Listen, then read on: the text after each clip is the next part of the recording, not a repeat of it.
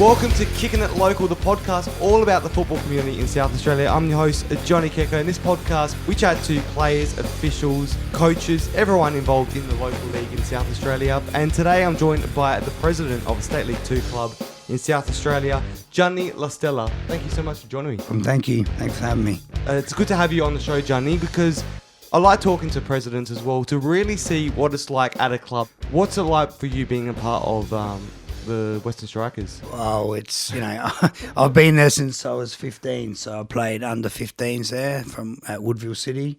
So the club originally called Woodville City Soccer Club. It started in 1980, and I believe it started at Brighton back in the day. So a bit of a long history there. But when I started, we were at, remember the Veneto Club? Yeah. Just around the corner of Beverley. So, 1994, I played under 15s there. And, I've pretty much been there since then. So, being a junior player, then a senior player, then coached some junior kids when I needed to, when they had no coaches, just to help them out while I was playing. And then in 2017, at the end of 2016, the club was a bit struggling with numbers. So I stepped in. My son was 4, so we put him in the under 6s, and my nephew was 4, and then the friends in the community sort of started from that. So really, my start was 2017. My first year president, so yeah. With so there's a lot to talk about because you've been there since '94, which is the year I was born. So wow, it's a long time. You've been at the club for as long as I've been alive. Yeah. Was there any family ties at the club? No, not really. We had a teacher at Salesian College named Tony Ferroni that was coaching the under 15s, and I was at LA City the year before, under 14s, and I just wanted to change. It was a bit closer to home, and we put a team together. And believe it or not, most of those boys that are in that team from under 15s in 94, there's a lot of them still friends today. Yeah. And then a few of them, their kids play at the club today as well. So, we created a friendship at the club, and it just continued to grow over the years, So, and that culture aspect that I had at the Veneto Club, my main purpose now is to make sure our kids have the same experience. Like if you come to the club Friday nights, we do over 120 meals because we try to get as many kids as possible, even though we've got 250. Yep. But, having 120 kids stay around, they play, you leave the lights on the main pitch, and they're out there till 10 o'clock playing while parents are enjoying themselves. So that aspect of it is very important for me. But then you got the football aspect as well, so which we're trying to redevelop our juniors to get young boys through to the 18s, reserves and first team, which, we've been very successful as a club, especially before I was born. We had players like, Dino Manillo, Anthony Manillo, Tony Vidmar, Elio Vidmar, they all played at the club, Woodville days. And back in those days, we were only a junior club, so we could only play to under 14s, and then they went to like West Adelaide City, White City, Yep. So, Phil Scardino is another one, Adriano Pellegrino came to the club, and there's a few boys, like my brother, he played a couple of years, then went overseas, play as well. So, we've got a strong foundation, but unfortunately back then it was hard to maintain them. Because obviously they want to go to bigger clubs, and there's money thrown around from other clubs, and makes it difficult. So what we try and tell our boys, we keep them loyal, keep them honest, and create that culture. So not only they're playing for a club, but they fall in love with the club like we did when we were young. So what were some of the aspects, because we talk about the Veneto Club and the culture had back there, what were some of the aspects that you fell in love with the club? Oh, like I just mentioned, those Friday nights, we used to, the Veneto Club used to put the quail and polenta nights, or they put the pasta nights, and then across the road, the Clipsal Powerhouse, the 36ers were playing, so our parents used to we used to walk across the road, sneak in to watch the 36ers, go back. It was just... That's a great culture. It was that part of it that, not many clubs have, so which is great. Unless you're an ethnic club like, White City Raiders, maybe Blue Eagles a little bit. Yep. If you got that in you, then it's different, But with us, we just had to create the friendship. Yep.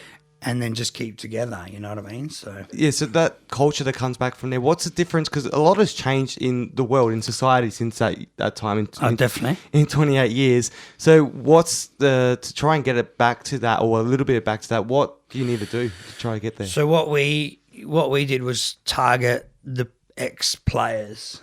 So a lot of ex-players and then their friends and their communities, there's players like Dino Paris. He's now our junior technical director who, he played out at City with me when I was little, then he went to Berks, played first team under Charlie Villani at Burkalla, and then once he finished there, he came play Western Strikers with me, and then, he had a link to the club, like his brother, Ivano Paris had a link to the club. We played under Carlo Taladera together, Pat Crisci, Charlie Villani. So, we try and get that friendship that we had with all these boys at the club, and now we're going for their siblings.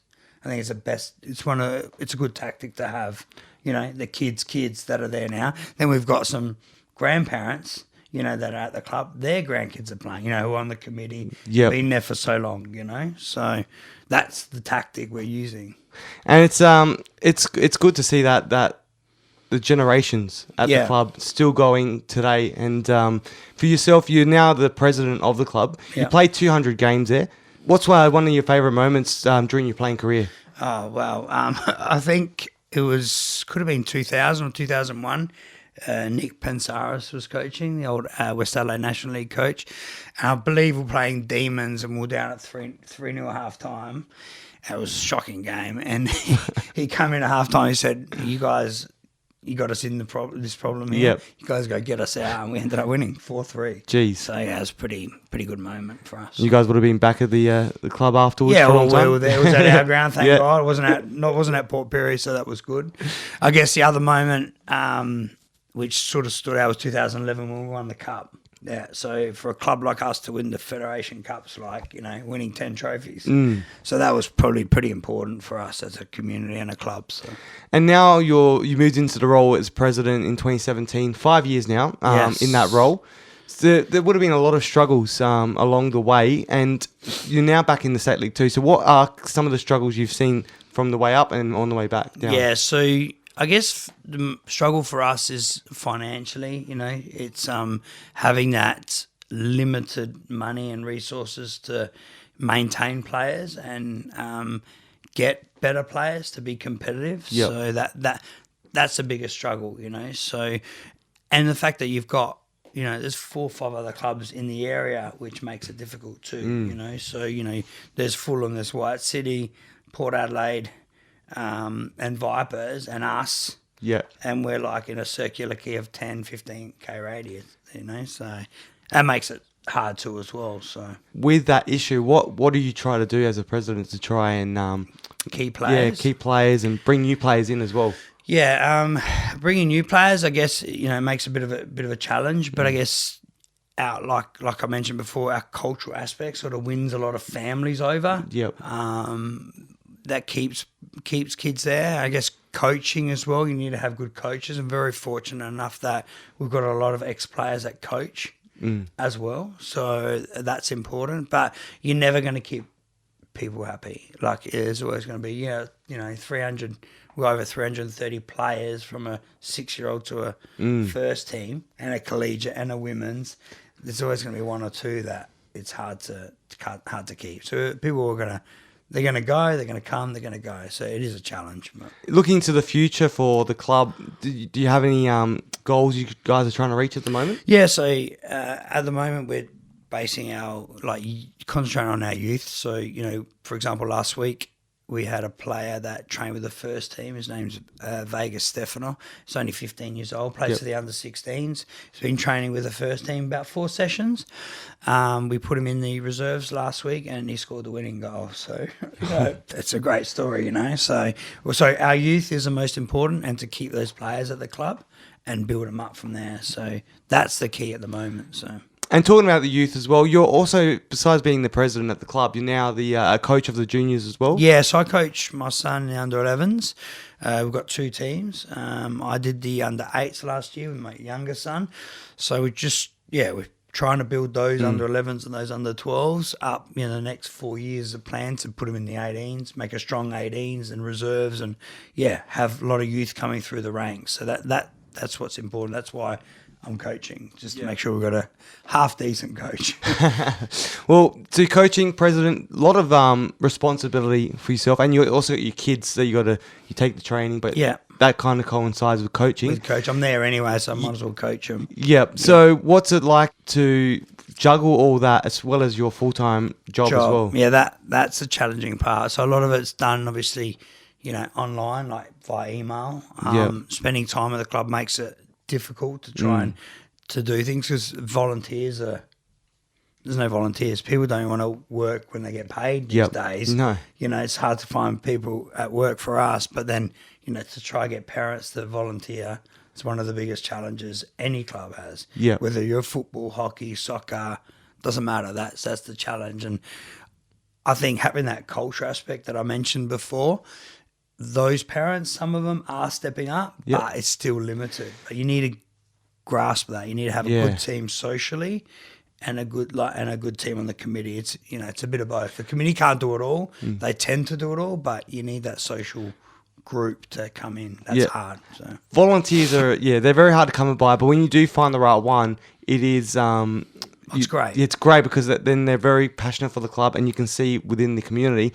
What do you believe needs to be done to try and entice new people into the club?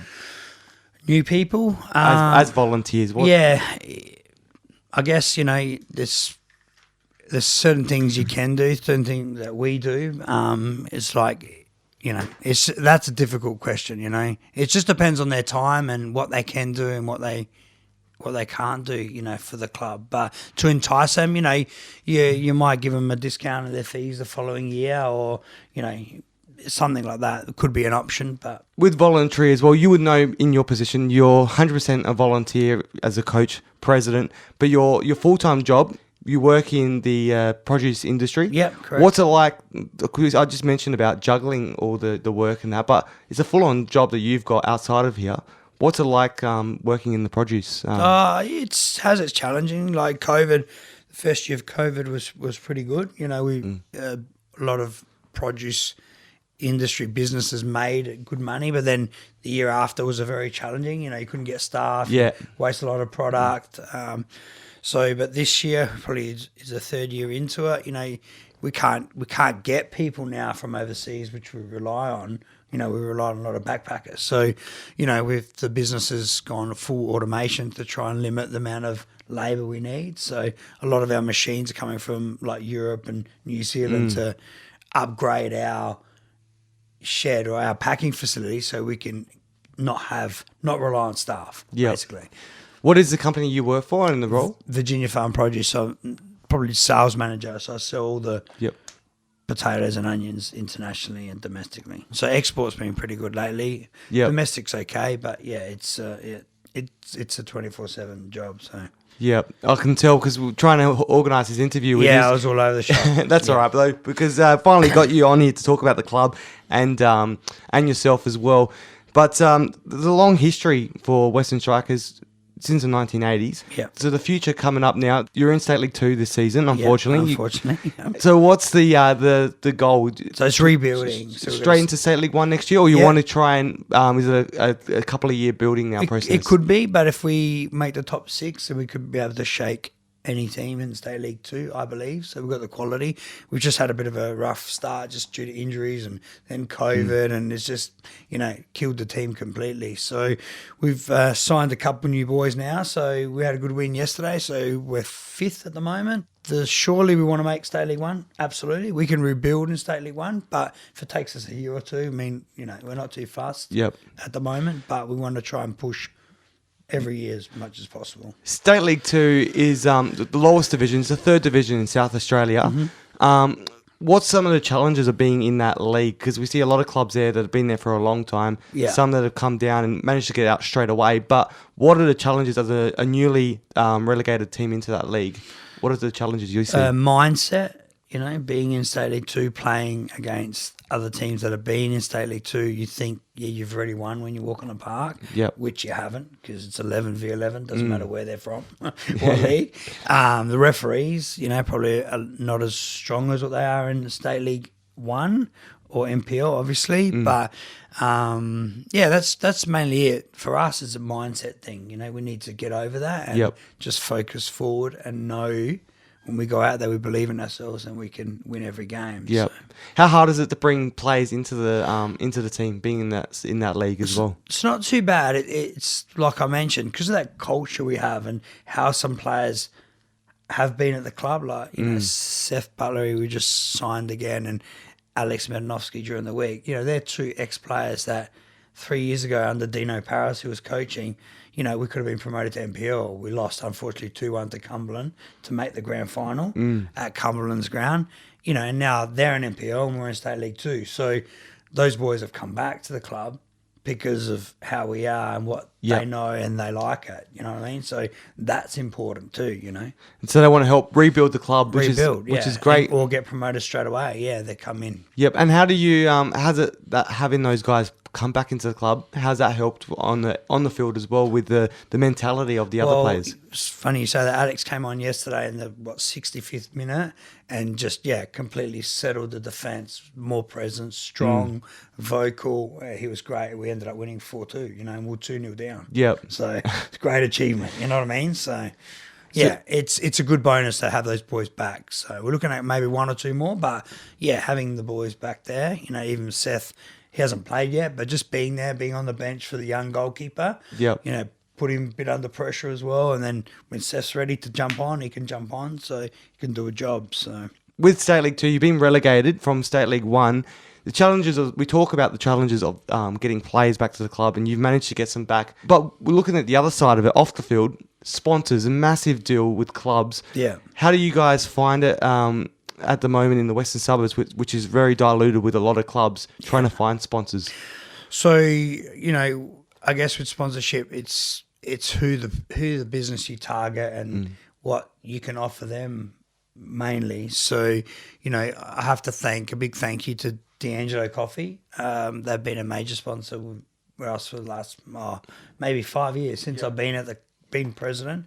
They've supported me quite well, but there's great coffee as well. Yeah, thank you. They're really good coffee. So there's a few others like TriStar Electrical, Clark Security, Diverse Fire Group, Taste Kitchens, you know, those guys there who have been on the committee, you know, and I'll mention them, which is Tony Esposito, Ange Delfonso, Tony Fragnito, Mark Worthley, those guys, Giulio Bonetti, those guys there are the, you know, we have a committee and they're like the backbone of it. You know, they support us financially, they support us with volunteers, they support us with everything. So without that group there, the club probably wouldn't have survived. It probably wouldn't survive.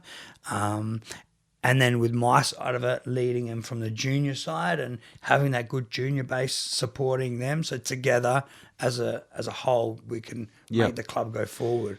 You know, it's important that the sponsors and the committee members and the junior numbers support each other for us to move forward, or else it probably wouldn't work. Yep. So what do you have to do like when you get relegated? Yep. The sponsors, is there a little bit of concern from them as well? Yeah, a little bit. Yeah. Yes, there is. Belgravia as well is one of the major sponsors of the club, which is Joe Siciliano. We've got fantastic gear this year with New Balance, which signed a 3-year deal with them. Yep. So he's supported us quite a bit. But from going, you know, from State League 1 to State League 2, I guess we've become stronger as a group. And our focus is to rebuild and restructure and to push forward. And, you know, yes, our aim is to get back in, but we're going to do it together. And I guess this year's probably a bit of a special year because 2 years ago with COVID here, we were supposed to have our 40th anniversary. We're actually going to have it this year at Sunnybray on the 6th of August. So it's really a 40th anniversary, but it's really 42nd. But we have to have it. Got to. You know, Rob Shahadi's coming from Sydney. You know, the guy from, I think he was on Fat Piece, you know, that comedian guy. Yep. He's coming down. He's done 2 of our shows already in the past with Tahir. So, you know, he's a great supporter as well of the club. So, yeah, he's going to MC. He's going to do a few jokes along the way. You know, we're going to bond together, have a good night, and a bit of a celebration of football. Yep. Hopefully we get a few ex-players come from the past. That'll be great, and just have a Maybe fun Tony night. Vidmar or really? Well, we've asked Tony. It depends if he's in the country. Yep. I'm not too sure. So Busy schedule. I think Dino and Anthony Manillo would come. Phil Scardino, who are all ex-juniors from the 80s. You know, a few of the ex-coaches are going to come as well, like Taladera, Charlie Villani, Nick Pensaras, Brenton Hearn. You know, a few of all those boys, they all played against each other back in the day in the old NSL. So, and then they all coach a club, which is great. So hopefully we can get them together on the table. Yeah, well, these celebrations are important for clubs to acknowledge. Absolutely. So it'll be good for you guys to finally get out there and for sure. celebrate it. Yeah, absolutely. We need it, especially this year. Could be a bit of a bonus year. Who knows? You know, we're sitting 5th at the moment. We got a couple good games coming ahead, which we should, get 3 points on the next one and 3 points after that. So we're just going to keep pushing hard. And, the juniors are going really well. So, I mean, as a whole, we're being relegated State League 2, we're facing it strong. We're not giving up. Now, your family's involved in soccer. You've been involved for a long time. And your brother also is a coach in South Australia as well. In the WNPL, Michele Lastella. Yeah, so Michele's been coaching them for the last 3 years. He also assists Stenter at the LA United Girls in the summer. And then we all play, I forgot to mention this, we all play in the collegiate team. So we have a collegiate team. So both my brothers and a lot of ex-players and coaches that are there, we all play together on a Saturday morning or mid-morning or 1 o'clock, whenever it is. So, we're all linked to the club somehow and try to keep them there by having this collegiate team too, which is great. Do you catch up with your brother? Like, you obviously play with him. Yeah. Is it a very close friendship you guys have together? Yeah, well, it's bond? a family club, so all our mates are there, all our kids mates are there. So, not to mention that my sister-in-law, which is his wife, plays for our our Div 2 women's team. Yep. So we've got a women's team. Which is coached by Dom Nozzoni, another ex-Strikers boy. So, she plays for them, and, we're all linked somehow. So he's there watching them Friday nights or Wednesday nights, and, and like I said, it's a small family club, and that's what makes it great, really. The field's great, so. Be good if we got you back to where Veneto Club used to be, because that field down there, I've never got there when I was a kid, but I remember walking past it and just seeing the atmosphere around there. Yeah, so we're looking at doing some renovations or, something else with the council we need to talk to about it, but it's a tough slog and we've got to try to win them over. State government's helped us a little bit with some funding for some fencing and seating, etc. So, the next 5 years, there'll be a bit of a makeover at the club. How stressful is it before we let you go, to when you're trying to make changes and talking to the councils, what is it like doing that role as a president and trying to negotiate? It's one of the biggest challenges. When they say to you, remember when we were at high school, you had to do projects and assignments and that? Yes, Hated it. So now we have to do a master plan for the council to try and get either a new facility or a new complex. A lot of clubs have done it. We're probably one of the last ones, but it's probably the best way to be, because you can sit back, see what others have done, and then say, hey, all right, this is what we need to do. So at the moment, we're looking at probably coming up with a whole new look for the whole reserve, not just for the club, but for the community as well. So netball courts and little 5v5 courts. And there's a lot of space that's wasted on Carnegie Reserve South, which I believe that we could do something for the community, which that's the next step. That's my assignment I have to do not for my principal or my school teacher, but for the council, which probably needs to be done before September. Yep. So there's a few of us working in the background for that, which is exciting. So it's very exciting, and it's good to see a lot of clubs now are embracing that. And we used to see them doing it was simple clubs. It went to a while ago that we saw renovations happening, and it wasn't as exciting. No. But in the last couple of years, we've seen some amazing new facilities, especially look at Croydon. Yeah. The new one that was done by the council for Modbury Vista as well. Yeah, yeah. Some great new facilities. Mount Barker as well. Barker. So Johnny Fusco's an old friend of mine, played together at Adelaide City, and what he's done up there, and it's fantastic. So, I think their complex it's done or almost done. I'm not sure if it's almost completed. Yeah. That'd be great. So And it's great to see this now that all these clubs are building, not just only in the NPL or the State League 1, but also State League 2 yeah, clubs. of course we have to. We've got State League 2 have probably got 6 of the best pitches in the state. Yeah. Really, if you look at it, like Cobra's got a new one. There's Mount Barker, Modbury Vista. Who else is there? Or Pontians play at Modbury Jets, so that's a good field.